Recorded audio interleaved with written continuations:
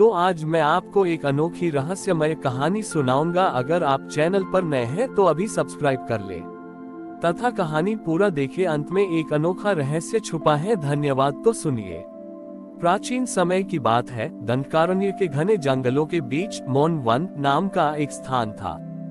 वहां महादेव का एक बहुत ही प्राचीन शिवलिंग था, जिसे अनादि लिंगम कहा जाता था।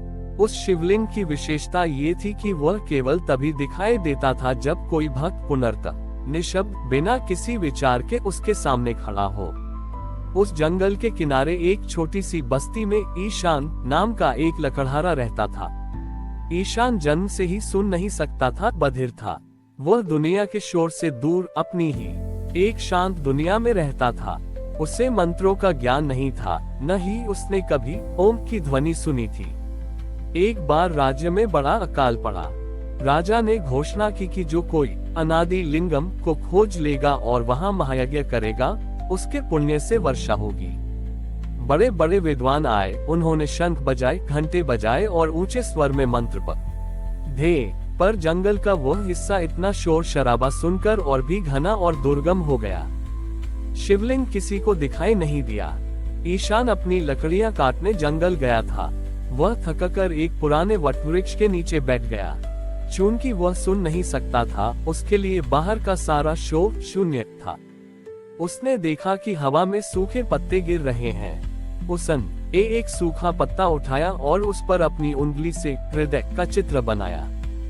उसने वह पत्ता एक पत्थर पर रख दिया और अपनी आंखें बंद कर लीं। ईशान के मन में कोई मांग नहीं थी, कोई शिकायत नहीं थी।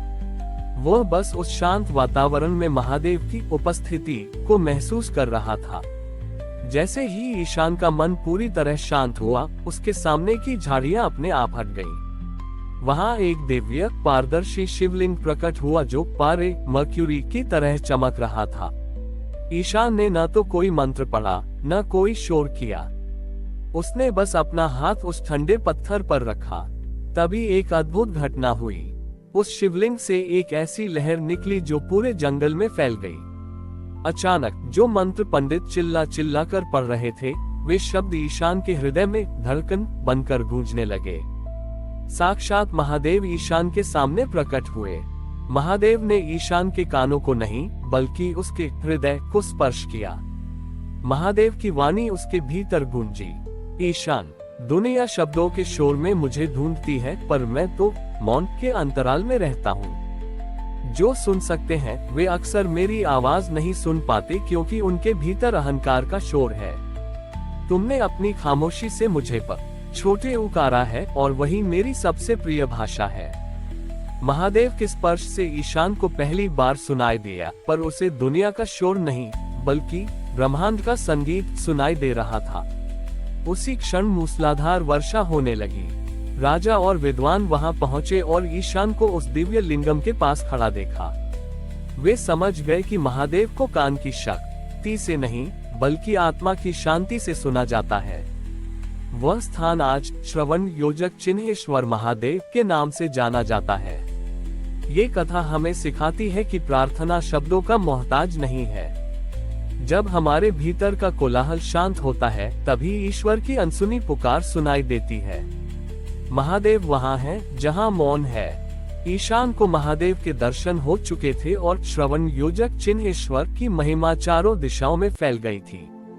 लेकिन इस कहानी में एक गहरा मोड़ तब आया जब राज्य के मुख्य राजपुरोहित पंडित ब्रह्मदत्त के मन में एक शंका जागी।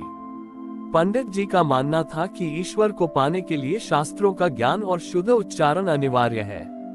उन्होंने राजा से कहा, महाराज, ईशान को दर्शन मिलना मात्र एक संयोग हो सकता है। महादेव तो वेदों के स्वामी हैं, वे एक अनपढ़ और बधिर व्यक्ति की खामोशी से कैसे बंध सकते हैं?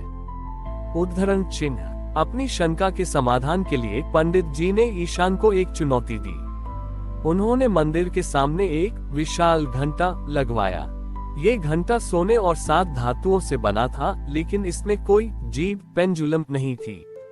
पंडित जी ने कहा, ईशान, यदि तुम्हारी भक्ति और मौन में वास्तव में शक्ति है, तो बिना स्पर्श किए इस घंटे को बजा कर दिखाओ। हम तो मंत्रों की शक्ति से इसे हिला सकते हैं, पर क्या तुम्हारा मौन इसे गूंज दे सकता है? अगले दिन पूरा राज्य वहां एकत्र हुआ।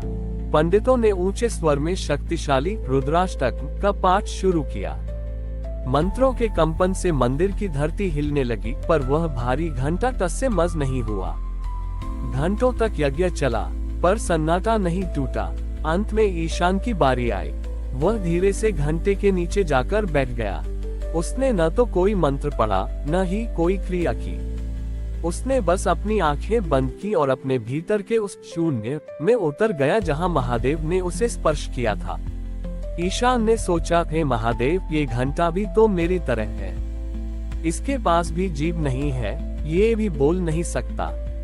लेकिन जैसे आपने मेरे भीतर संगीत भर दिया, वैसे ही इस धातु में भी अपना नाद भर दीजिए। जैसे जैसे ईशान का ध्यान गहरा हुआ, वहां उपस्थित लोगों को एक अजीब सा अनुभव हुआ। उन्हें अपने कान बंद करने पड़े, क्योंकि वहां परम शांति का अनुभव इतना प्रबल था कि वह किसी भी शोर से ज्यादा भारी था। अचानक वह भारी घंटा बिना किसी के छुए अपने आप हिलने लगा।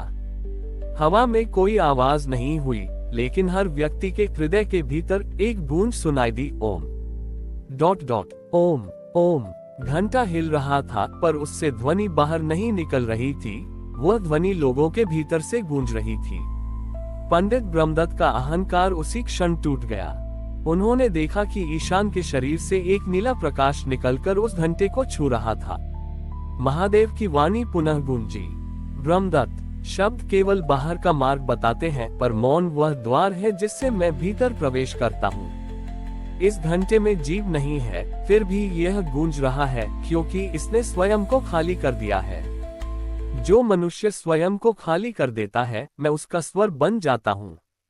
पंडित जी ने अपनी सारी पोथियां ईशान के चरणों में रख दी और बोले, आज मैंने सीखा कि ज्ञान बोझ है यदि उसमें अनुभव न हो।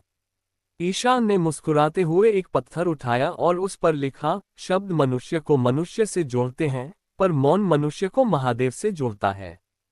कहते हैं कि आज भी श्रवण योजक चिन्हेश्वर मंदिर में वह बिना जीभ का घंटा लगा हुआ है। भक्त वहां शोर नहीं करते, बल्कि घंटों चुपचाप बैठते हैं।